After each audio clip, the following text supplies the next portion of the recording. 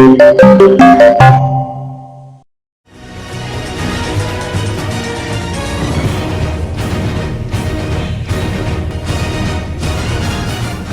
भी बार उन्होंने आके अपना क्षेत्र देखा हो। अच्छा। एक भी बार किसी की परेशानी सुनी हो। जब 11 राउंड तक जो राउंड चलाता है ना, उसमें उन्होंने मनीष सिसोदिया जी के पसीने छुड़वा दिए थे। कल हमारे यहाँ के बीजेपी के मंडल अध्यक्ष पे हाथ उठवाया। वहाँ फालतू के सीसीटीवी कैमरे लगाने से क्या फायदा है? मैं बता रहा हूँ आपको, जो पैसा लिया गया वो सिर्फ 2 नंबर का लिया गया।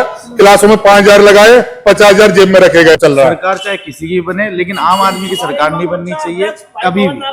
भैया आप कहाँ के निवासी हैं? मैं मंडावली। अच्छा, मंडावली। तो ये बताइए कि यहाँ के जो 3 कैंडिडेट खड़े हुए हैं पटपड़गंज विधानसभा से, आपको क्या लगता है कि कौन जीतेगा और क्यों? भाई अनिल चौधरी। अच्छा। इसलिए लगता है 2013 से जो इलेक्शन हुए थे उसमें अनिल भाई अपने विजेता रहे थे यहाँ से। ठीक है। उसके बाद उन्होंने सीवर के सारी वाटर लाइनें चेंज कराई, सड़कें बनवाई, सब कुछ। जब तक वो एमएलए थे तब तक सारे काम हुए थे। आज के और ये कांग्रेस के अध्यक्ष भी रहे थे, ठीक है, प्रदेश अध्यक्ष भी रहे थे। उसके बाद आज ये इलेक्शन लड़ रहे हैं। मुझे लगता है कि उम्मीदवार वही जीतने वाले हैं। अच्छा। और बाकी आम आदमी का तो ये लगता है जितने भी घोटाले हुए हैं अब सबकी आंखें खुली हैं। 2100 रुपए का दान करके ये सारे उनको खरीदना चाह रहे हैं, तो ये चीज होगी नहीं। लेकिन इसके पहले आप ये भी तो देखिए, मनीष सिसोदिया जी ने कितने अच्छे देखिए, स्कूल मनीष बनाए सिसोदिया हैं। 5 साल से यहाँ से विधायक हैं। हाँ। एक भी बार उन्होंने आके अपना क्षेत्र देखा हो। अच्छा। एक भी बार किसी की परेशानी सुनी हो। जब से जेल गए हैं पर उनका तो ये कहना है, जिन घोटालों की आप बात कर रहे हैं, उनका तो कहना है कि ये निराधार आरोप लगाए गए हैं, ये कोई भी मतलब सच्चाई नहीं है। तो अगर ये ऐसा कुछ होता तो उन्हें बेल कैसे मिल जाती? आरोप होता, जो सीवर है ना, आरोप होता, उन्होंने ये कहा कि ये लाइनें हमारे एरिया में नहीं है, मतलब उनके एरिया से। आरोप होता तो शराब एक के साथ एक फ्री ना मिलती। एक के साथ एक फ्री मिली है, तभी तो टैक्स बचाया गया है। उसके बाद आप रेलवे कॉलोनी जाइए, कोई सी भी कॉलोनी जाइए जो मंडावली गांव है, वहाँ जाइए, वहाँ की सीवर लाइनें चेक करिए। 5 साल से विधायक है, क्या काम हुआ है क्या नहीं हुआ, उसे आप चेक करिए, आपको खुद ही पता लग जाएगा। उनका तो कहना है कि हमने 5 लाख सीसीटीवी कैमरे लगवाए हैं, बसें फ्री की हैं महिलाओं के लिए, और क्या चाहिए आम आदमी? जहाँ जुर्म नहीं हो रहा वहाँ फालतू के सीसीटीवी कैमरे लगाने से क्या फायदा है, जो कि चलते नहीं है। इनकी आप क्लैरिटी देखो, उस क्लैरिटी में आपको चोर का नहीं पता लगेगा कि चोर कौन है, इसमें उसकी शक्ल नहीं दिखेगी, स्कूटी का नंबर नहीं दिखेगा। बस इससे पहले वाली सरकारों ने तो उतना भी नहीं कराया ना, इस सरकार ने कम से कम इतना तो कराया। इस सरकार में जितना गुंडागर्दी हुई है, जितनी चोरी चकारी हुई है, पिछले सरकार में तो वो भी नहीं थी ना। अच्छा। आप ये तो देखिए। और आपको क्या लगता है इनके और अवध ओझा जी के बारे में आप क्या कहना चाहेंगे? देखिए, मनीष सिसोदिया जी यहाँ से इसलिए भागे हैं क्योंकि यहाँ से जीत नहीं सकते हैं, क्योंकि 1300 वोट से हारे थे हमारे भाई रवि नेगी। उसके बाद हमारे अनिल चौधरी जी इस बार खड़े हुए हैं, तो पक्का है कि अनिल चौधरी जी हमारे जीत रहे हैं। उन्होंने काम करवाया, सब कुछ करवाया, और ये सब पूरी जनता को भी मालूम है। आप पूरी तरह आश्वस्त है कि रवि नेगी जी जीतेंगे? नहीं, मैं आश्वस्त हूँ कि अनिल चौधरी जी जीतेंगे। अच्छा, चलिए, बहुत बहुत धन्यवाद आपका। हाँ जी, और कोई भाई? तो पिछली बार के चुनाव में जहां तक हमने देखा था, मनीष सिसोदिया जी के बाद अगला नंबर जो था वो रवि नेगी जी का था। जी मैम। तो इस पर आप क्या कहना चाहेंगे? इस बार उनके जीतने की कोई संभावना बन रही है या नहीं? देखो मैम, मैं पिछले चुनाव की बता दूं। हाँ। 2020 में रवि भाई कुल 3207 वोटों से हारे थे। तो जब 11 राउंड तक जो राउंड चलाता है ना, उसमें उन्होंने मनीष सिसोदिया जी के पसीने छुड़वा दिए थे। उन्होंने 11वें राउंड के बाद पानी पिया था, जब वो थोड़ा सा उछाल पे आए।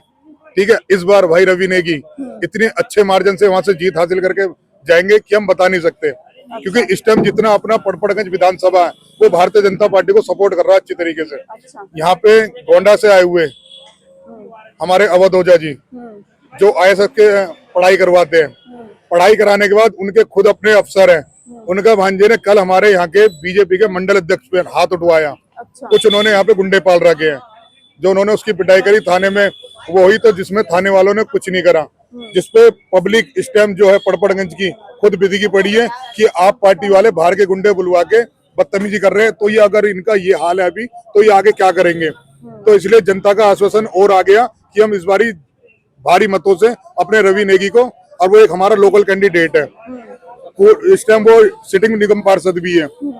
पिछली बार वो 2020 के प्रत्याशी रहे, दोबारा उन्होंने पार्टी ने देखते हुए 3200 वोटों से वो हारे थे। इस बारी पार्टी ने उनको दोबारा मौका दिया, इस बार वो अच्छी मार्जिन से यहाँ जीतेंगे और पब्लिक जनता उनसे बहुत खुश है। अच्छा, और अनिल चौधरी जी के बारे में वो टक्कर दे पाएंगे रवि नेगी जी को? हो सकता है कि अवैध वजह से अच्छी टक्कर अनिल चौधरी दे, क्योंकि अनिल चौधरी भाई भी अपने काम पे वोट मांग रहे हैं। हाँ। क्योंकि हमारे टाइम उस टाइम 2008 में अनिल चौधरी भाई विधायक बने थे और 2013 तक वो विधायक थे। उन्होंने काम करा, उसके बाद सिसोदिया जी 12 साल रहे। अनिल चौधरी भाई के बाद सिसोदिया जी ने 12 साल विधायक रहने के बाद यहाँ पर कोई काम नहीं करा। अगर मंडावली में कोई काम बोलता है तो सिर्फ सिसोदिया का बोलता है।